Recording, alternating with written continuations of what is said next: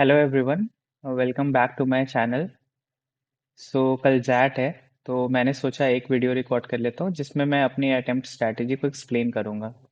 But I will not recommend anyone to directly copy paste this strategy. ये strategy मेरे लिए work किया, मैंने मॉक्स लिखे हैं 3-4 इस स्ट्रैटेजी के साथ, इसलिए आई will go with this strategy. अगले स्लाइड्स में मैं एक्सप्लेन करूँगा कि मेरा तीनों सेक्शंस का किस तरीके से सिलेक्शन होगा और क्या स्ट्रैटेजी रहेगी इंडिविजुअल सेक्शंस में। मेरा ये अटेम्प्ट ऑर्डर है। सबसे पहले मैं वी एल आर अटेम्प्ट करूंगा, उसके बाद मेरा क्यू ए डी आई का रहेगा और लास्ट में मेरा डी एम का रहेगा अटेम्प्ट। तो मैंने यही अटेम्प्ट सारे मॉक्स में रखे हैं, तो I will go with this order. ये मेरा वी एल आर का स्ट्रैटेजी है। I will try to do all 3 और 4 आरसीज इन 30 to 35 मिनट्स। उसके बाद ट्राई करूंगा कि 20 मिनट में बाकी वीए के question, I am telling because I will be leaving few questions जो टफ क्वेश्चंस होंगे, वो मैं लीव करूंगा। I am not that strong in वीए। RC मेरा अच्छा है, वीए का थोड़ा सा डाइसी है, तो I will just mark those options जहाँ पे मैं दो ऑप्शंस में कंफ्यूज हूँ या फिर एक आ जा रहा है फाइनल आंसर। मैं तुक्के नहीं खेलूंगा इसमें, बिकॉज नेगेटिव थोड़ा सा इम्पैक्ट कर सकता है कट ऑफ्स को। So that's my strategy for we L are. इसके बाद मेरा क्यूए का स्ट्रैटेजी है। मैं क्यूए में अप्रॉक्सीमेटली 75 to 80 मिनट्स दूंगा। जैसे क्यूए का पहला राउंड 1 में 25 to 30 मिनट्स में मैं एटलीस्ट, अगर जैट 24 का लेवल आ रहा है क्यूए का, XAT 24 level was slightly higher, अगर जैट 22 का लेवल आ रहा है दैट वाज स्लाइटली लोअर। तो डिपेंड करेगा कि राउंड 1 में कितने, अगर जैट 24 का आता है तो ऑलमोस्ट 10 से 11 क्वेश्चंस मैं शायद निकाल लूंगा पहले 25-30 मिनट में। और उसके बाद मैं ट्राई करूंगा कि 20 से 25 मिनट में डीआई को दे दूं। डीआई में 4 सेट्स आते हैं, कभी 3 सेट्स आते हैं, कभी 2 सेट्स आते हैं। तो I will be flexible with this. अगर 2 सेट आते हैं तो 10-15 मिनट ही दूंगा, 4 सेट आ जाते हैं तो शायद आधे घंटे में भी डीआई कर सकता हूँ मैं। उसके बाद मेरा राउंड 2 होगा क्यूए का। राउंड 2 में I will try to attempt those question जिसकी थोड़ी लेंथ ज़्यादा है या फिर मुझे कॉन्सेप्ट्स पता है, तो मैं अटेम्प्ट करूंगा, बट टाइम कंज्यूमिंग है थोड़ा। तो this will be my QA strategy. Last में मेरा ये रहेगा डीएम का। डीएम में सिंपल प्लेन स्ट्रैटेजी है मेरा।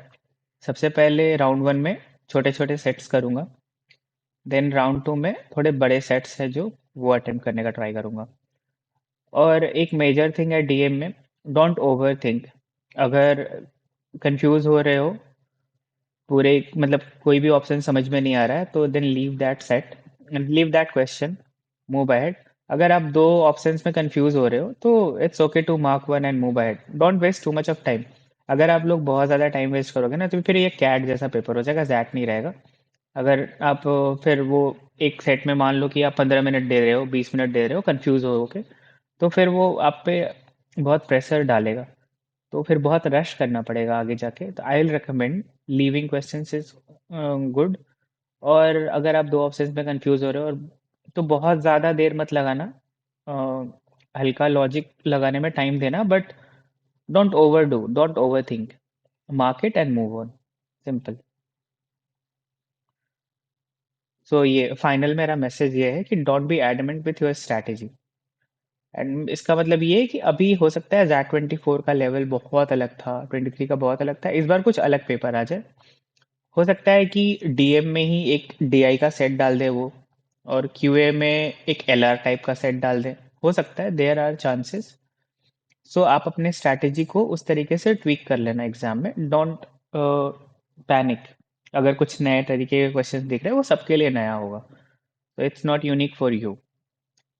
इस टेस्ट का यही है कि आप अच्छे से पेपर एनालाइज करो इन द एग्जाम पहले, अपने स्ट्रेंथ्स पे फोकस करो। बट अगर मान लो आपकी स्ट्रेंथ वीए है या फिर क्यूए है, और वो अचानक से बहुत ही ज़्यादा टफ आ जा रहा है, मतलब एक्सेप्शनली टफ आ रहा है, तो इतना ईगो पे नहीं लेना है। आराम से जो क्वेश्चंस निकल रहे हैं वो निकाल के दूसरे सेक्शंस का सारा चीज़ कंप्लीट करना है, then you can come back to that part. आराम से आप कर लोगे। लेकिन अगर मान लो आपका क्यूए स्ट्रांग है और बहुत ज़्यादा टफ आ गया क्यूए, मतलब बहुत ही डिफिकल्ट आया, बहुत ही लेंदी आया, तो आप उसमें मतलब बहुत ज़्यादा टाइम दोगे, मतलब सारे क्वेश्चंस जानने में बहुत टाइम लग जाएगा।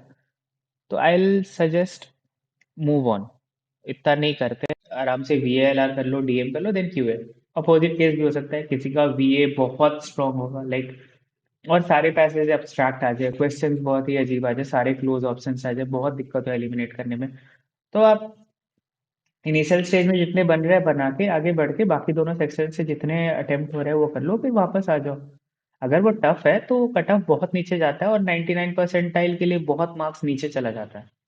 और बट इजी सेक्शंस है ना, तो वहां से आप निकाल सकते हो, even if that is your moderate section. अगर उतना भी बहुत ज्यादा स्ट्रांग नहीं है, अगर मान लो QA बहुत आसान आता है, VA बहुत टफ आता है, तो उस अकॉर्डिंग अपने गेम को चेंज करने का ट्राई करना। फिक्सेट मत करना है स्ट्रैटेजी को, पैनिक तो बिल्कुल भी नहीं करना है। Round 1 round 2 I will suggest कि सबको अप्लाई करना चाहिए, क्योंकि उससे पैनिक रिड्यूस होता है, सारे क्वेश्चन जो आपके रीच में है वो आप कर पाते हो। And stay flexible, don't panic, and have good food आज। कुछ भी हेवी मत खाना आप लोग, अच्छे से रहना, and all the best. Thank you, and I hope you like my content. अगर हो सके तो आप सब्सक्राइब करना, एंड इस वीडियो को अपने फ्रेंड्स के साथ भी शेयर करना, it might help them as well. Thank you.